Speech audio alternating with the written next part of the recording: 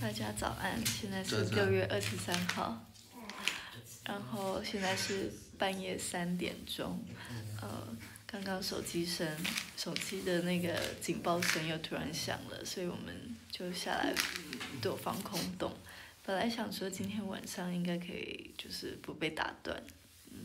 不过对我来讲是一样啦，因为我要喂小孩，但是没想到，好像还在等新闻啦，但好像就是伊朗又攻击了。但我要讲有趣的事情是，半夜3点钟，我们都还迷迷糊糊。我们家小孩他一起来，然后给他穿外套嘛，然后他就冲去拿零食，他好像在听我讲话。然后因为我跟他讲，下去防空洞的时候才可以吃，他昨天想要吃。半夜3点他竟然记得我昨天跟他讲的事情，然后冲去拿零食，然后我们就下来了，然后他就在这里躺在床上吃，床是邻居的，所以真的是很有趣的小孩。然后其他的邻居都没有下来，因为我们没有听到实际的警报声。我们为什么还是会跑来防空洞？即便说耶路撒冷确实不像特拉维夫，或者是以色列中部的其他城市，或者是以色列加利利北方那边就是比较多军事基地。耶路撒冷它是圣城，它确实是没有其他的城市那么的危险，不是主要的目标嘛。但我们还是会下来躲防空洞。我觉得有3个理由。第一个是因为这是政府叫你做的事情。那第二个是政府会叫你做，是因为有安全的顾虑嘛。那在耶路撒冷来讲，你不知道说就是它会不会有一个什么导弹，因为在空中被解体，然后就是碎片掉落，英文是 shrapnel， 因为你从高空就算是小小的东西，你那个重力加速度也都是很危险的。然后第3个理由，对我个人来讲就是。其实听到那个防空警报声，不是手机的，是外面响的那个，它是很大声的，然后就这样冲上去，就听到反而更紧张。所以我们通常是听到手机的警报声响，就是有10分钟、15分钟做预备的时候，我们就下来。那所以现在呢，就是我们这一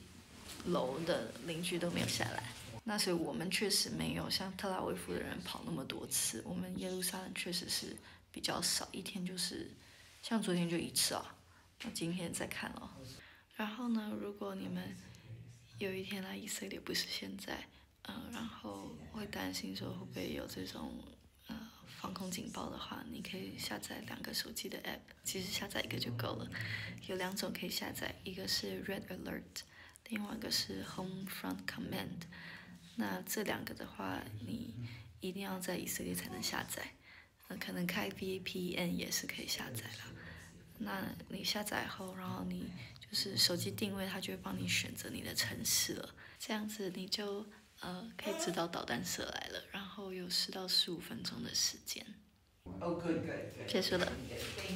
Hello， 大家早安，现在已经是早上9点多了。那后来看新闻。半夜3点的这一波攻击，竟然是只有1个导弹，我不知道是为什么伊朗只射了1个导弹到以色列。那我们邻居解释一下，为什么没有下来跑防空洞？这个防空洞是整个大楼一起共用的嘛？因为这是1991年之前就盖的房子，所以居民的房屋里面是没有防空洞的，新的大楼就有，旧的房子没有。好，那为什么他们没有下来？是因为我半夜的时候解释，在以色列，它这个保护的这个提醒的措施是2层的。第一层它是手机的这个提示的警告，那它是从伊朗它那边发射导弹，以色列它这里侦察到有导弹要飞过来的时候，它就马上发，所以我们可以有10到15分钟的时间做预备。那它要你做的是，你就要到防空洞的附近。第2个警告呢，会是从户外传来的那个 siren， 就是警笛声，然后就会很大声，就呜，然后会大概持续可能1分钟这样子。那个警铃声听到的时候，你要立刻跑到你身边的防空洞。那因为你10分钟、15分钟前你就已经收到了手机的这个提示警告，所以你照理来说，你一定是有足够的时间，你不会是突然就是还在上厕所，还是还在干嘛？你一定是有足够的90秒的时间冲到防空洞里面。那原则上是听到这个 siren 警笛声，你才需要跑防空洞，不然是不需要跑的。那昨天因为伊朗他那边射来的时候，我们手机就收到了那个提示警告。然后因为我们是住在4楼，所以我们需要有足够的时间带婴孩、带小孩到地下室的防空洞，所以我们就会提早出发。那住1楼的邻居，他从1楼到地下室，他就是可能20秒、15秒他就够了，所以他们会真的确定说，要跑防空洞的时候才去跑。所以这也是为什么昨天的防空洞是只有几个邻居，可能也是住那个楼层比较高的邻居才会就是提前先下来，这样才不会手忙脚乱，大概是这样子的意思。那至于为什么伊朗昨天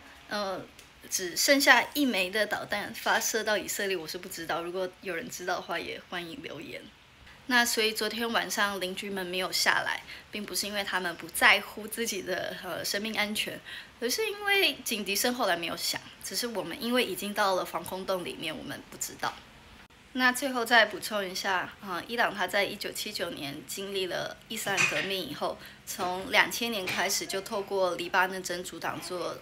代理人战争，然后也透过加萨的哈马斯，也透过也门的胡塞组织，所以伊朗攻击以色列它并不是一件新的事情，只是直接的攻击是从去年开始，以及今年这个战争的升温嘛。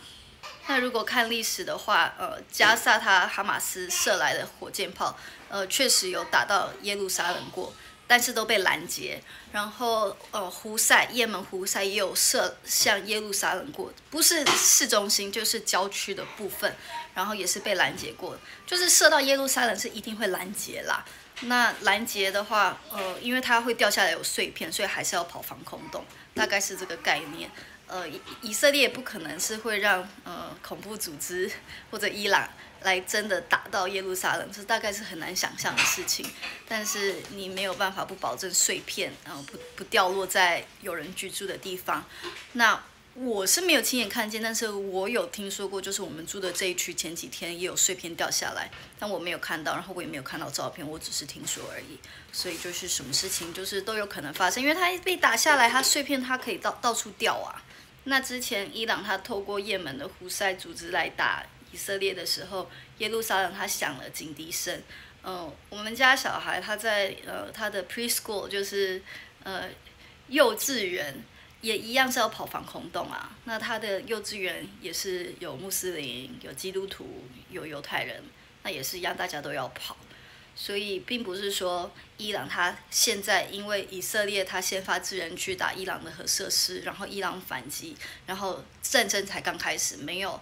伊朗他从很久以前，从2000年的时候就已经开始对以色列的攻击。那如果大家透过荧幕会觉得说好可怕，以色列人的日常要躲防空洞，然后有这样子的导弹的攻击，那就代表这样子的威胁是我们不能够接受的。但是伊朗它如果核设施没有被移除的话，这个威胁是更大的。这也是为什么以色列人不管他喜欢还是不喜欢纳坦雅胡，他们都愿意支持目前的政策，然后愿意去支持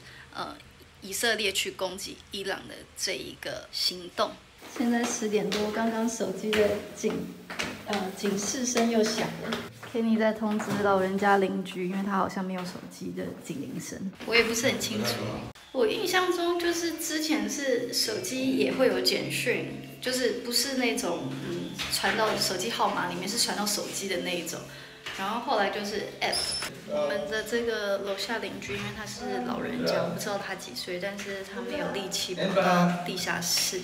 他就会在楼梯间坐在椅子上面。然后我觉得很感恩的一件事情，就是刚刚我们才换完啾啾跟妹妹2个人的尿布，结果是只有10分钟，我们可能也来不及换尿布，因为我们这栋跟另外一栋的那个防空洞是连在一起是共用的，所以就通风比较好。他好像习惯下来就要穿外套跟盖被子睡觉。嗨，狗狗。拍拍妈妈跟宝宝。这个玩具是JoJo刚刚从对面邻居那边借过来的。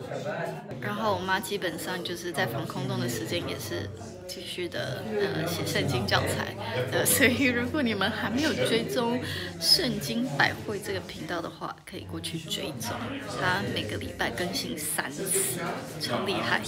那我们的邻居有人的先生是在医院工作，他说那种不是重症的人就先被出院了。那我们有朋友就是在伊朗、以色列开打的时候，本来在住院，然后也是被出院了。那